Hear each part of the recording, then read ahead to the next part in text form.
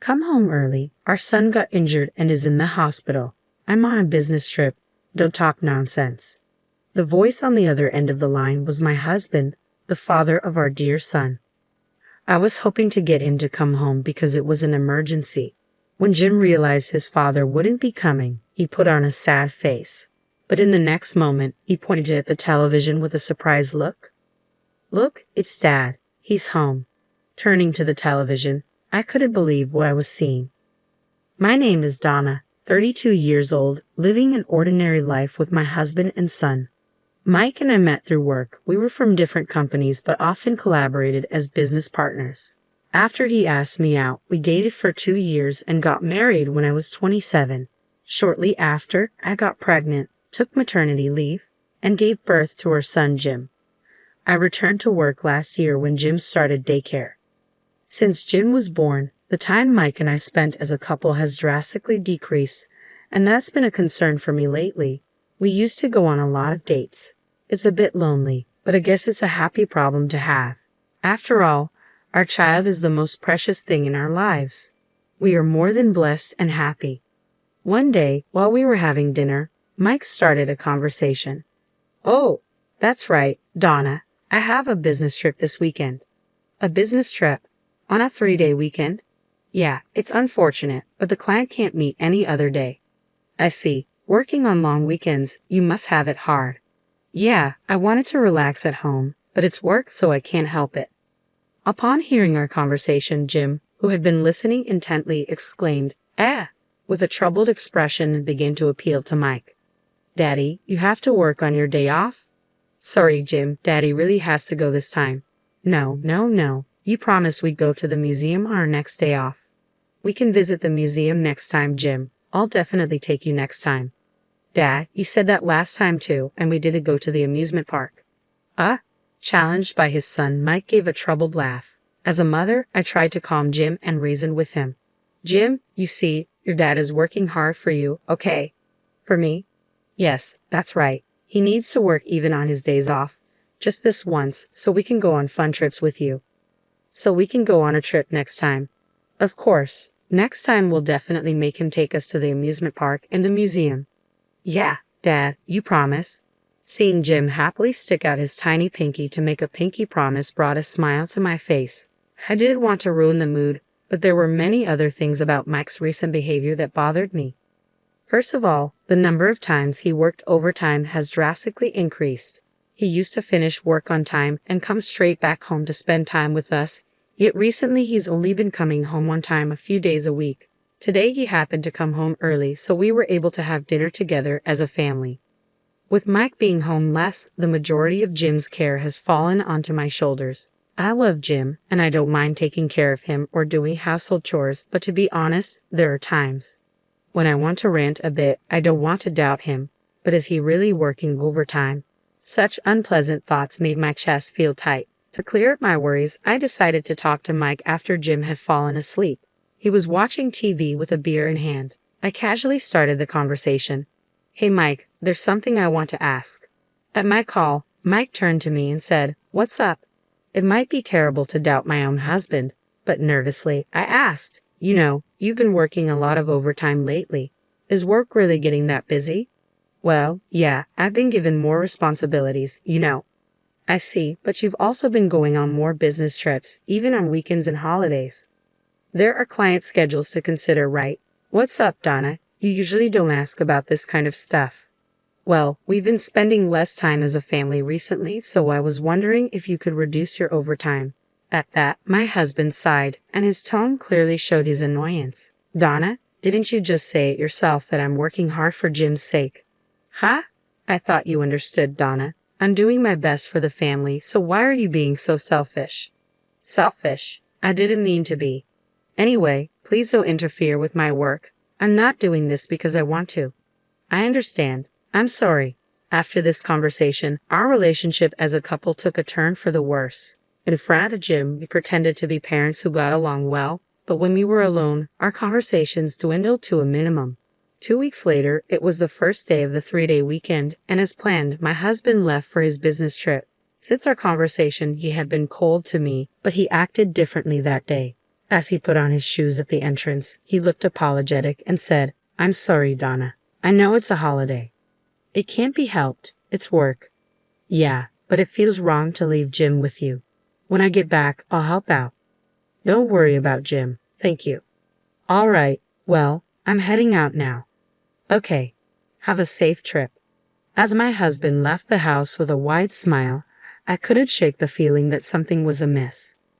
I forced myself to smile back, playing the role of a good wife. The next day, Jim said, "I want to go somewhere," so we headed to a nearby shopping mall. We did some shopping and decided to have lunch. Just after leaving the restaurant and heading to the parking lot, a group of elementary school students on bikes crashed into me and Jim at full speed. We both ended up falling to the ground. I twisted my ankle, but my son Jim was having trouble getting up. "Jim, are you okay?" I rushed over and called out to him. Jim started crying out loud, "Mommy, it hurts." "Where does it hurt? Can you stand?" "My foot hurts. I can't stand up." "Oh no, it's swelling up terribly." The way he fell must have been bad. His ankle was visibly swollen. From the looks of it, it was probably broken. I gently helped him sit up and rubbed his back. The elementary school kids who bumped into us looked stunned and dazed at the scene. For the time being, I took their parents' numbers and sent them home. I carried my son to the car and rushed to the nearest general hospital. Even while we were waiting for our turn at the hospital, Jim was continuously crying, probably due to the pain. "It's okay, Jim. Mommy's here." Even though I said so, Jim had never experienced a major illness or injury before. Even adults suffer badly from a twisted ankle, so it must be even worse for Jim. With sobbing mixed into his continuous crying, all I could do was keep comforting him. An hour later, we were finally called in for a checkup. The X-ray results confirmed that Jim's ankle was indeed broken.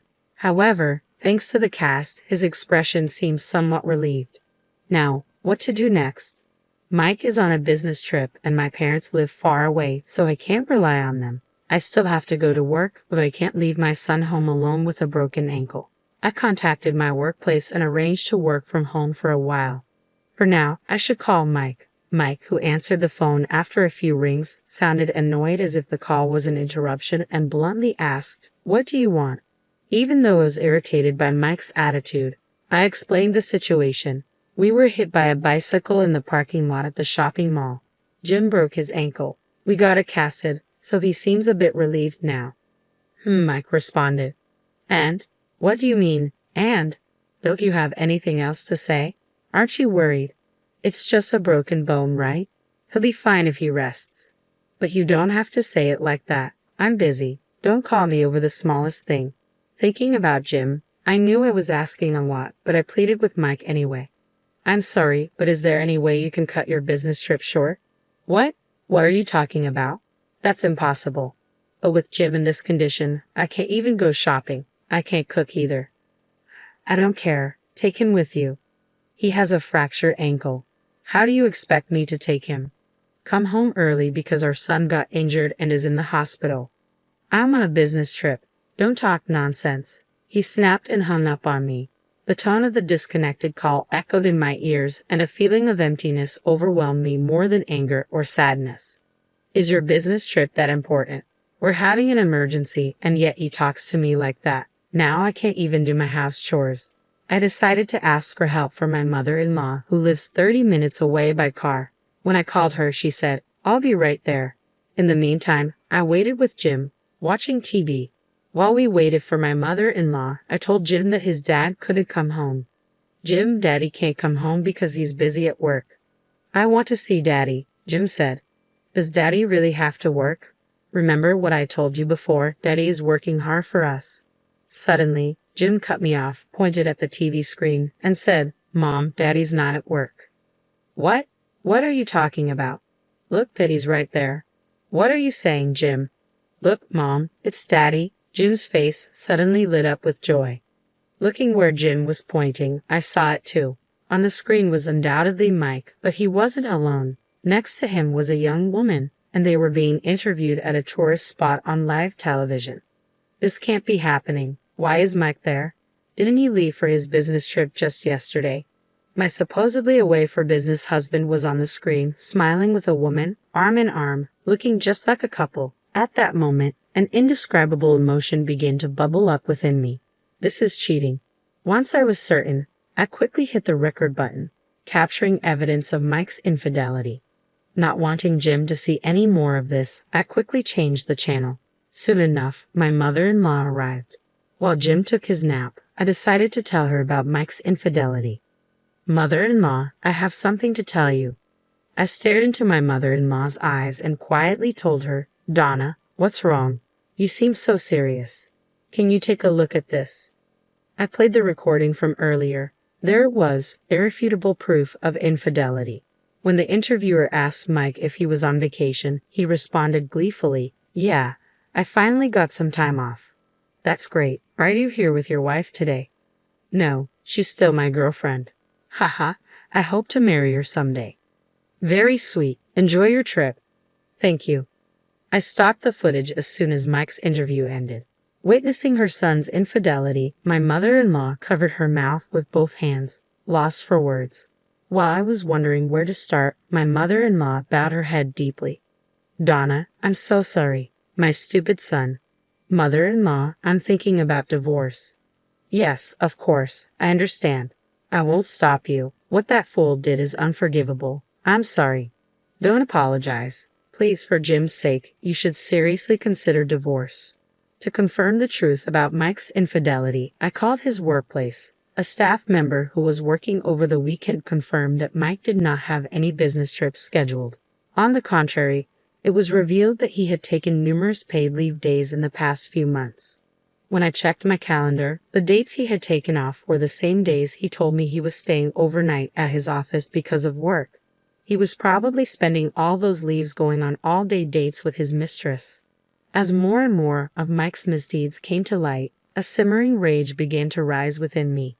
To tell such an easily discoverable lie and to even go on a trip with his mistress, how much more does he need to make a fool out of me?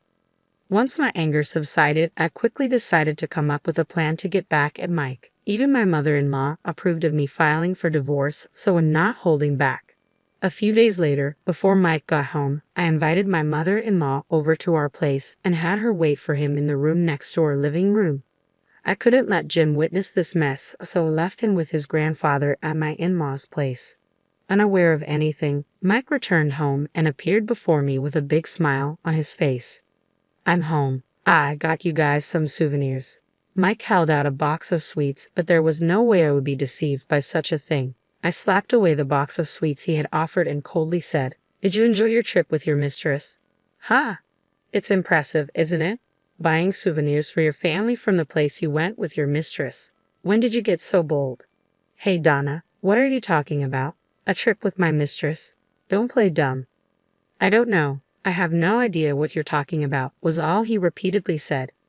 Suddenly, my mother-in-law appeared from the room next door, unable to bear it any longer. Even before I gave her the cue to come out, she briskly approached Mike and slapped him across the face.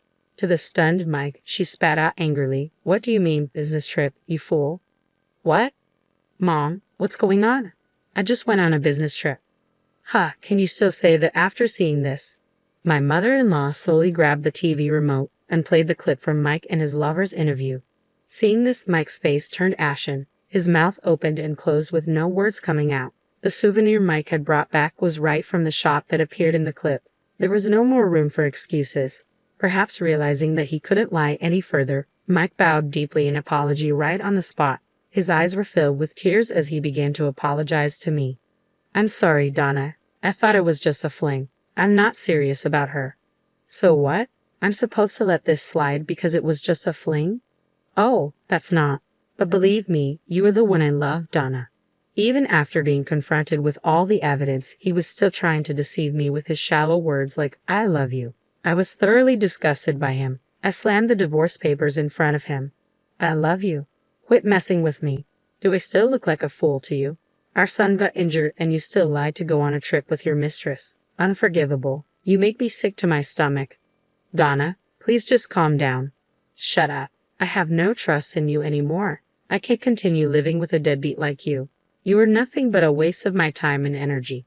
Sign those papers right now and get out of our lives, you jerk. Finally realizing the gravity of the situation, Mike burst into tears.